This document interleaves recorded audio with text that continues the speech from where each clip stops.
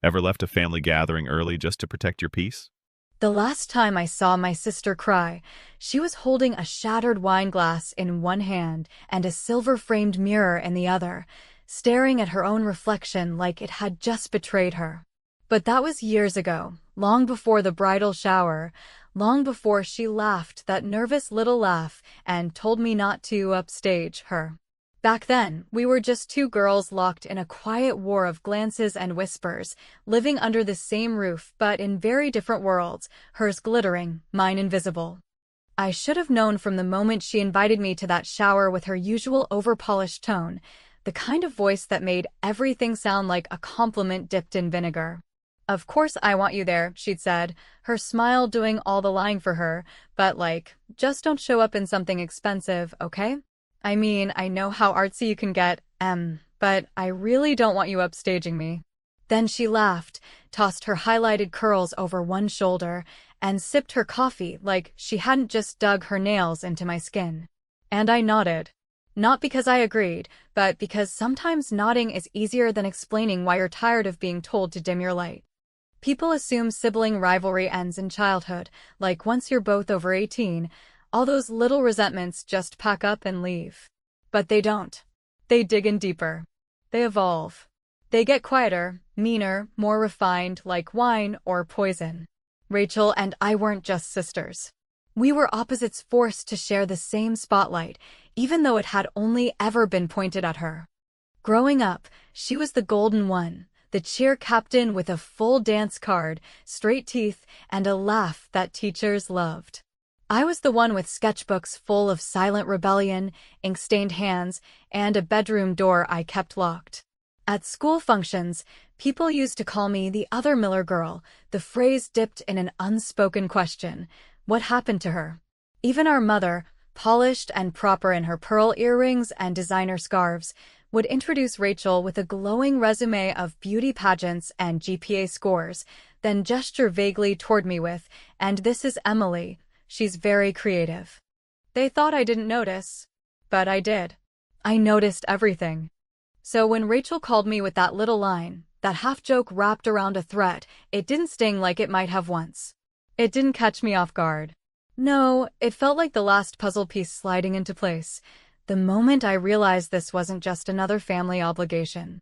This was my reckoning. But let me back up for a second, because if I'm going to tell you how it all unraveled, how one dress, my dress, cracked open a decades-old dynamic, I need you to understand just how tightly wound this family really was. Ours was the kind of household where appearances were gospel, where image mattered more than kindness and emotions were to be handled privately, preferably with a tight smile and a shopping bag. Our mother didn't cry in front of us, she made returns. Our father never yelled, he withdrew into silence, his version of a slammed door. And Rachel, well, Rachel learned early on that if you could look perfect, people would believe anything you said. And if they didn't, she'd just cry. She was really good at crying. Me? I stopped crying in that house around the age of 11. There just wasn't any point. I remember one Christmas, I must have been 16, when I'd spent 2 weeks sewing Rachel a custom clutch from scratch, black velvet with hand-beaded accents, her initials stitched in gold thread inside the lining. She opened it, blinked twice, then said, "Oh, did you make this?" in the exact tone someone might use for a handmade ashtray. Then she set it aside and reached for the next gift, a store-bought scarf from her boyfriend. She squealed like it was a diamond necklace. That was when I knew, in Rachel's world, value was only real if someone else had already assigned it. So no, her bridal shower jab didn't hurt me. It confirmed something I already knew, that to her, I'd always be the girl with the glue gun, the weirdo sister playing pretend in the corner while she strutted center stage. But what she didn't know, what none of them knew, was that somewhere between all those dismissive glances and fake smiles, I'd built something real. I'd become someone real. Under a different name, a name my family didn't recognize, I'd carved out a quiet empire in the world of fashion. I wasn't just sketching dresses in my bedroom anymore, I was selling them, wearing them, seeing them walk down runways in Paris, Milan, New York. And not one person in my family had a damn clue.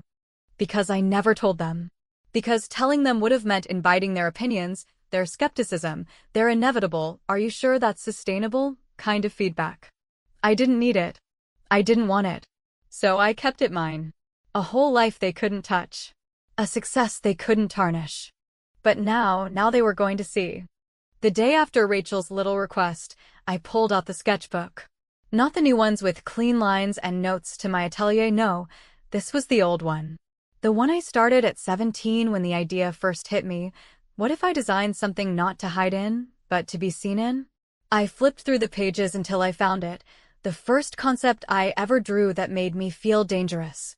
A deep midnight blue gown, all liquid silk and sharp angles, with glass-beaded stitching that caught light like fire. I'd made it real last year, under pressure for a last-minute Paris show, and when it hit the runway, people didn't just applaud. They gasped. It had a name, the Oracle, and it had never been worn in public. Not once. Until now. I closed the book and smiled. Not out of revenge, not out of malice. It was deeper than that, older. I was tired of pretending I wasn't exceptional just to make my sister feel special. I was done shrinking. Rachel had drawn the line in glittery bridal pink, and I was about to step right over it in 6-inch heels and the most dangerous dress I'd ever made. She told me not to wear anything expensive. So I planned to wear something priceless. And as I stood in front of my closet that night, the dress hanging in its thick satin bag like a secret weapon, I couldn't help but hear her voice again, laughing lightly through the phone. "Just don't upstage me. Careful what you ask for, sis." There's a strange kind of silence that settles in after you decide to stop playing the role you've been assigned your whole life. It's not loud or dramatic, and it doesn't come with fireworks or slammed doors, but it has weight to it. Like stepping into a room where the air is thicker, as if the very space around you is waiting to see what version of yourself walks out next. That's what it felt like the morning after I chose the Oracle, the dress that had lived in shadows until now, and I knew, down to my bones, that nothing about this bridal shower was going to be simple anymore. I sat at my kitchen counter, coffee gone cold in my hands, staring at the text thread Rachel had created for her bridal party, a perfectly curated chain of pastel dresses, peony-themed desserts, and fake warmth, where every message ended with 2 exclamation points, a heart, and the constant reminder that this day is about love and family.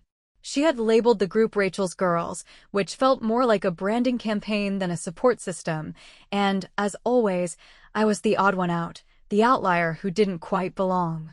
She didn't even make me a bridesmaid. "It would just be weird, you know," she had said during brunch 6 weeks ago, stabbing her avocado toast with a fork like it owed her something. "I mean, you're not really close with my friends. Plus, you've got your little projects going on." My little projects. That's what she called the fashion line that had dressed celebrities, closed catwalks, and sold out in minutes under a name she'd never heard, a name she probably wouldn't recognize even if it was stitched across her own wedding gown. There had been times, I'll admit, when I almost told her.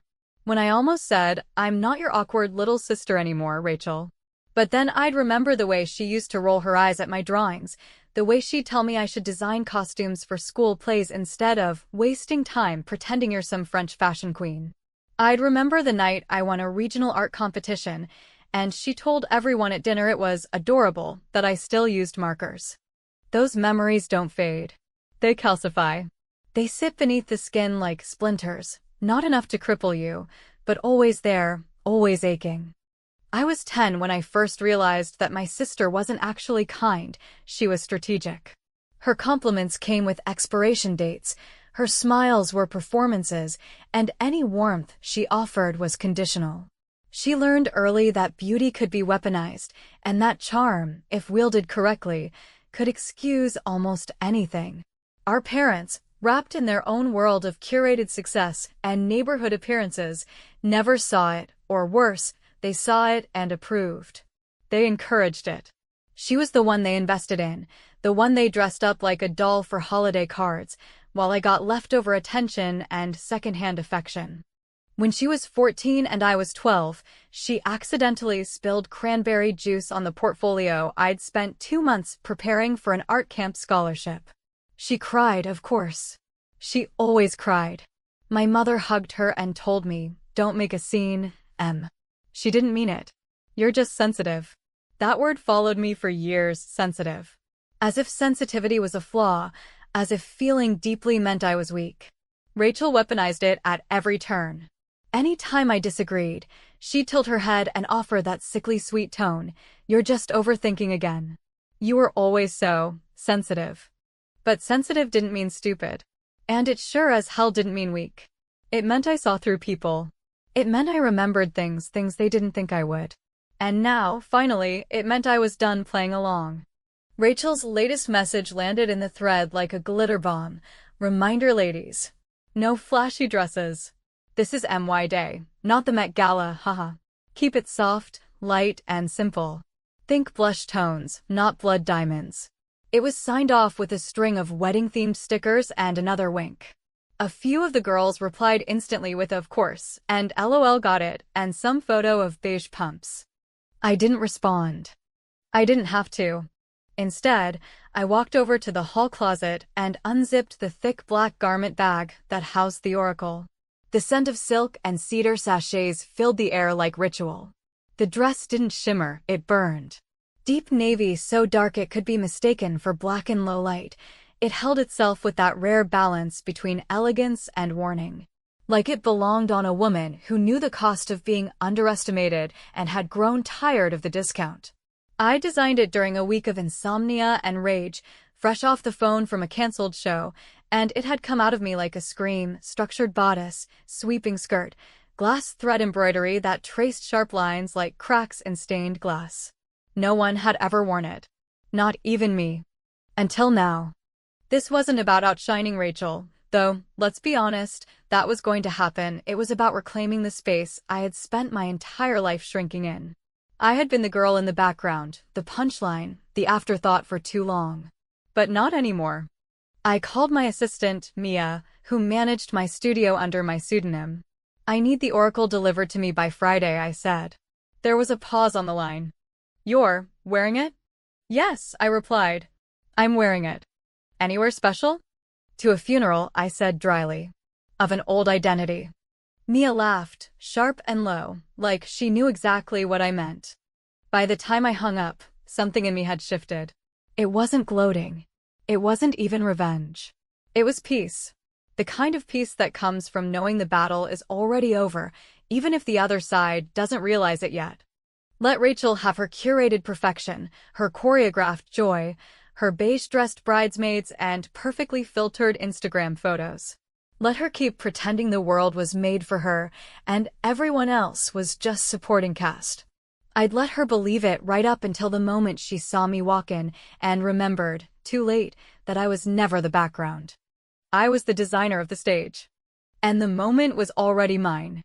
It's a strange, electric feeling when you realize that for the first time in your life, you're not going to bite your tongue, not going to shrink into the wallpaper or deflect with a nervous laugh just to keep the peace in a room that was never peaceful to begin with. And that, perhaps for the first time ever, you're finally going to walk into a moment not as the girl who is told to blend in, but as the woman who no longer needs anyone's permission to be unforgettable. That was the pulse running through me the morning of the fitting, a quiet, vibrating current beneath my skin, like something powerful had settled in my bones, something sharp and patient, like a blade that had been waiting too long in its sheath. The oracle arrived in a matte black box, its surface embossed with nothing more than the logo of my atelier, which I doubted even a single person in my family had ever seen. Though they had probably admired the gowns from afar without realizing the woman behind them had once sat at their Thanksgiving table, quietly passing the potatoes and pretending not to notice when conversations turned toward Rachel's latest promotion. Rachel's latest vacation. Rachel's latest anything. The delivery was discreet, as always, but I still waited until the door had closed and the house was empty before I peeled the lid off the box like it was a secret I wasn't quite ready to share, not with the world, and certainly not with the ghosts of all the versions of myself I had shed along the way. Inside, the dress lay folded like a prayer, protected by layers of tissue, its midnight silk gleaming faintly even in the muted light of my living room. I reached in, careful, almost reverent, as I pulled it free and laid it across the back of the sofa. Even after all these years, after all the designs and fittings and stages, there was something about this gown that felt different. Like it still held a piece of the rage I had sewn into every seam, like the thread hadn't just carried tension, but memory. It wasn't just a dress. It was the embodiment of everything I had swallowed and everything I had survived, a stitched-together testament to the fact that sometimes silence isn't submission, it's strategy. I unzipped the side, stepped into the fabric, and pulled it up over my shoulders, letting the weight of the silk fall naturally, like armor that recognized the body beneath it. The zipper glided shut with a satisfying whisper, and as I turned to look in the mirror, I didn't recognize the reflection staring back, not because it was foreign, but because it was finally accurate.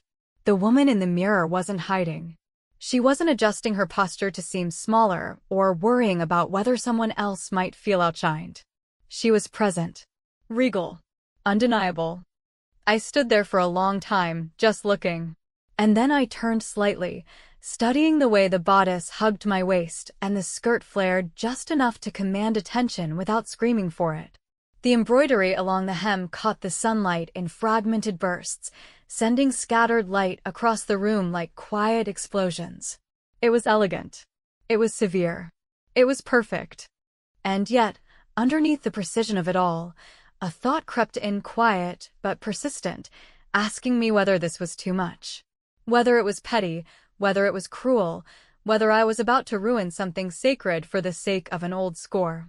Because even now, after everything, a small part of me, the girl who once cried in the laundry room after Rachel borrowed her only good dress and spilled wine on it, still felt like I owed everyone else comfort before I owed myself visibility.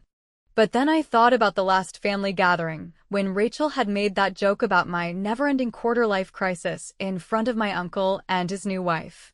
I thought about my mother patting my arm and saying, "She doesn't mean anything by it, sweetheart, she just worries about you," as if cruelty could be excused when dressed in concern. I thought about how my father used to say I was a little intense, like it was an illness I needed to work on curing. And most of all, I thought about the way Rachel had laughed, genuinely laughed, when she told me not to wear anything expensive to her shower. That wasn't care. That wasn't love. That was control, plain and simple. So I stood a little taller. The dress fit like truth. Later that day, I went to the tailor's to make sure everything was pristine, not because it needed alterations, but because perfection demands ritual. As I stepped into the softly lit fitting room, the tailor, a woman named Danica who had worked on my pieces for years but never asked personal questions, let out a low, appreciative sound. The kind that comes from someone who understands craftsmanship down to the molecular level. She circled me slowly, checking seams, adjusting folds, her fingers light but precise, until finally she stepped back and crossed her arms. "If you wear this," she said quietly, "you're not going to be a guest. You're going to be a reckoning." And I smiled, not wide, not smug, but the kind of smile that knows exactly what it's doing. I paid in cash. I left no receipt. As I drove home, the dress now sealed in a new garment bag hanging in the back seat like a promise, I found myself thinking about Rachel again, about whether she would sense the shift before I even walked into the room, or whether she would keep floating in her curated cloud of control until I stepped in and pierced it clean through with nothing more than presence. She always believed power came from being the loudest voice in the room, from commanding attention with volume and theatrics, but what she never understood, what our whole family never understood, is that the most dangerous person is never the one shouting from the stage. It's the one sitting quietly in the back row, writing the script. And this time, I wasn't just writing it. I was starring in it. There's a particular flavor of silence that only settles in a room when every eye turns toward the same point of gravity, when whatever was being said before is instantly stripped of meaning and replaced by a single, unspoken thought shared by every witness. What the hell just happened? That was the silence that blanketed the bridal shower the moment I stepped through the double doors of the event hall, wrapped in deep sapphire silk, glass thread embroidery scattering flecks of refracted light across the polished floor like shards from a broken mirror. and absolutely no explanation for the transformation I brought with me, except, perhaps, the slow, deliberate way I walked, head high, spine straight, gaze unwavering, as if I had not come merely to attend but to declare. The venue was everything I expected and nothing I found remotely interesting. White linens ironed within an inch of their lives, tables stacked with pink and ivory floral centerpieces, helium-filled balloons shaped like engagement rings bumping against the ceiling as if trying to escape the forced joy hanging over the room. A small ensemble played instrumental versions of popular love songs, and the scent of overpriced roses mixed with a hint of vanilla and anxiety, the latter being uniquely Rachel's signature. A blend of perfection and control just fragile enough to crack if someone, anyone, deviated from script. And I, in that moment, was a walking deviation. I saw her before she saw me. She was standing near the cake, all white frosting and edible glitter, flanked by two of her college best friends who were probably still riding the wave of Rachel's approval like it was a lifetime subscription to relevance. She was laughing, predictably, her hand placed delicately on her chest in a way that always struck me as practiced. Her dress was a soft pastel blush, off the shoulder, chiffon layered carefully to suggest effortless elegance, the exact sort of look meant to communicate bridal charm without crossing into the full wedding gown territory. Her hair was curled into calculated waves, and her makeup walked the fine line between professional and I woke up like this, which we both knew was a lie. But then someone, I think it was her fiancé's cousin, a tall woman with sharp features and the kind of gaze that didn't miss much, turned toward the entrance and caught sight of me. Her face changed, eyebrows lifting not with recognition of who I was, but recognition of what I was wearing. Her hand paused mid-sip, glass hovering near her mouth, and she nudged the woman beside her. One by one, like a ripple slicing across still water, heads began to turn, the air shifting around me as if I had dragged a weather system into the room. And then Rachel saw me. She didn't say anything at first, didn't even blink. Her mouth was slightly open, smile frozen just enough to notice, like a film glitch in an otherwise perfectly looped reel. Her eyes traveled from the top of my head down to the hem of my dress, and then back up again, slow and deliberate, as if trying to process what exactly she was seeing and whether it was real or a cruel prank played by the universe on her most curated day. Then she choked, not figuratively, not poetically, but literally on her champagne. It happened quickly, a sharp inhale, followed by a splutter, a coughing fit that bent her slightly forward, her hand flying to her chest as her friends moved in around her, offering napkins, water, concern. Someone patted her back. Another looked in my direction, clearly unsure whether I was the cause or simply a coincidence. And I just stood there, still as stone, the train of my gown cascading behind me like a shadow that had finally stepped into the light.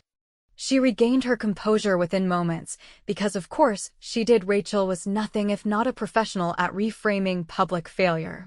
She straightened, adjusted her neckline, flashed a tight smile to her guests and then, without missing a beat, crossed the room toward me, her heels clacking against the floor with clipped determination. Each step telegraphing that this was not going to be a casual sister-to-sister greeting. This was going to be a confrontation. And I welcomed it. "Emily," she said, voice bright but strained, her eyes wide with the kind of panic a person feels when their grip on the spotlight is slipping and someone more luminous has stepped into frame. "You look very dramatic." I smiled, not wide, just enough to suggest I understood everything behind the word dramatic and found it amusing that she was still pretending this wasn't affecting her. "Thank you," I said, as if she had paid me a compliment without realizing it. "I wanted to wear something special. It's not every day your sister gets married." She blinked, trying to steady herself, probably hoping to reassert dominance by framing the moment as harmless sisterly eccentricity. But she was floundering, and I could see it, the way her hand fidgeted with the stem of her glass, the way her eyes darted toward the guests who were still watching, still whispering, still pointing ever so slightly in my direction. And then it happened, the first crack in the illusion, the first whisper of recognition not just for the gown, but for who had designed it. A voice behind me, feminine and sharp with certainty, cut through the din. Wait, is that the dress from Paris Fashion Week last year? The one they called the Queen's Eclipse? It's even more stunning in person. Rachel's face paled. Another guest chimed in, louder this time, emboldened by recognition. It is. That's Emily Miller's design. My daughter showed me the show on YouTube. She said the embroidery was done by hand, something like 500 hours of work. And then, the line I had waited for, the line that turned the whole room. That's your sister? The Emily Miller? I thought she was just a freelancer or something. Rachel's lips parted, but no sound came out. The moment was a clean break, a fracture running through the entire carefully managed narrative she had built around me, that I was quirky, unstable, a creative type who hadn't quite figured life out. That I was someone to be pitted or overlooked, certainly not someone to be taken seriously. And now here I was, wrapped in proof to the contrary. Her fiancé approached, tall and square-jawed, blinking in that awkwardly fascinated way men do when they realize they've vastly underestimated someone. He looked me up and down and then said, almost too casually, I didn't know you were that Emily. That's impressive. I turned to Rachel. I told you I'd wear something appropriate. And then I walked away, not because I was finished, but because sometimes the most powerful thing you can do in the face of someone who's tried to erase you is to simply refuse to give them the ending they were hoping for. There's a kind of silence that settles after the storm, not the fragile hush of denial or the uneasy quiet of repression, but something deeper, the kind of silence that arrives when a truth has been spoken without a single word. When everyone in the room knows something unspoken has shifted, permanently, and no one is entirely sure how to behave around the new weight hanging in the air. That was the atmosphere that lingered like a heavy perfume in the wake of my walk through Rachel's bridal shower, after the moment passed where surprise had turned into recognition and recognition had morphed, as it inevitably does, into comparison. Even the lighting in the venue seemed different after that, less soft and romantic, more exposed and cold, as though my presence had stripped away the filter Rachel had placed on the day. The guests didn't return to normal conversation. They didn't pick up where they left off as if nothing had happened. Instead, they began whispering in tighter clusters, throwing glances in my direction, then back toward her, as though now, for the first time, they were seeing not only her, but the roles we had been assigned by others and played by habit, and realizing perhaps they had misunderstood who the story was really about. And Rachel, she was spiraling, not in the dramatic, tear-streaked way one might expect from someone who thrives on spectacle, but in the colder, quieter unraveling that only someone deeply invested in control can experience. Her eyes darted constantly, scanning the room for anyone who might be slipping away from her orbit, anyone who dared to laugh too loudly at something I said, or worse, asked me a question that sounded like admiration.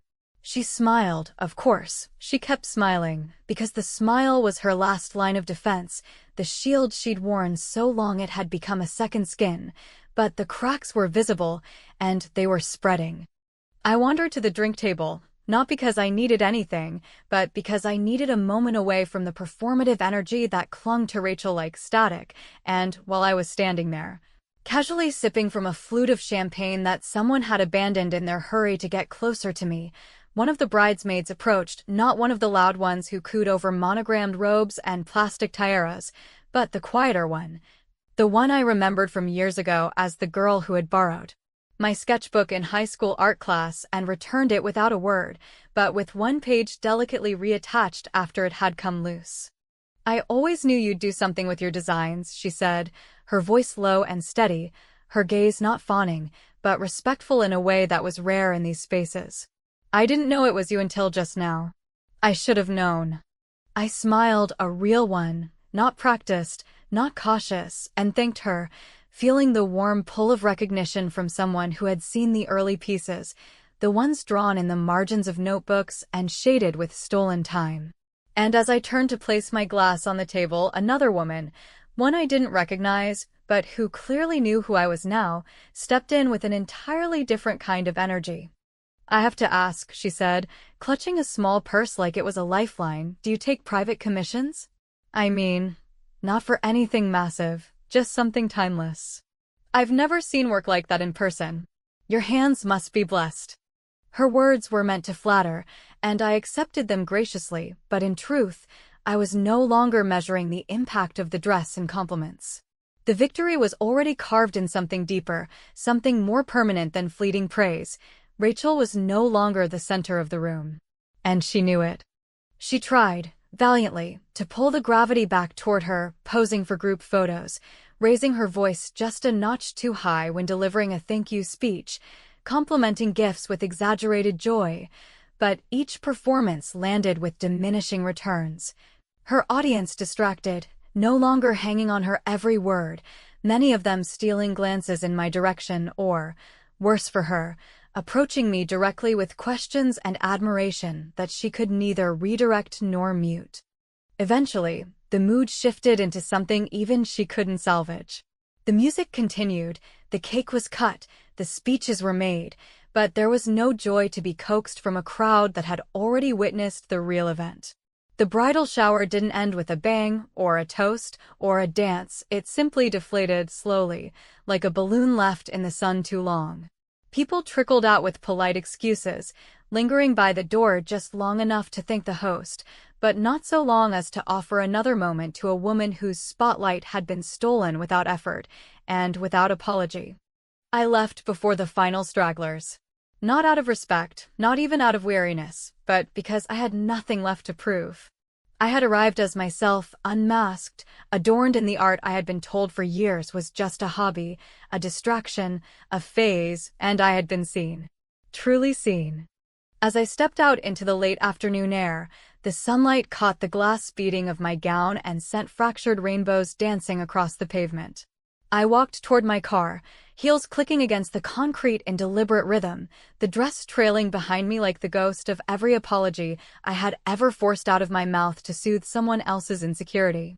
I didn't look back, not because I was trying to make a statement, but because I was done living in rooms that required me to apologize for being luminous.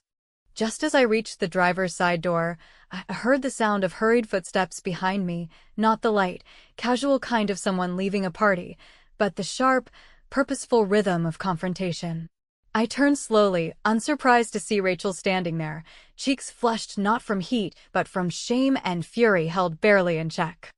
"You planned this," she said, her voice low, trembling with the effort of keeping it steady in the open air. "You showed up and humiliated me." I tilted my head slightly, considering her words, the accusation beneath them, the years behind them. I didn't deny it. I didn't soften it. "I wore a dress," I said simply. "A dress you told me not to wear, because it might outshine you." "You knew exactly what you were doing," she snapped, stepping forward, her fingers clenching at her sides. "I did," I replied, the calm in my voice unsettling her more than if I had screamed. "For once, I chose not to shrink so you could stretch." She opened her mouth to say something, maybe another insult, maybe a plea, but nothing came. Instead, her gaze dropped to the small tag at the base of my gown, barely visible beneath the hemline. She recognized the initials embroidered there, my brand's insignia, now unmistakably mine. "That's your tag," she whispered, as if the revelation had finally arrived, long after the rest of the world had already caught up. "Yes," I said, and then, after a pause, added, "It always was." I left her standing there in the sunlight, her perfect day unraveling not with cruelty, not with violence, but with truth. And the truth, unlike champagne, doesn't lose its fizz. It lingers.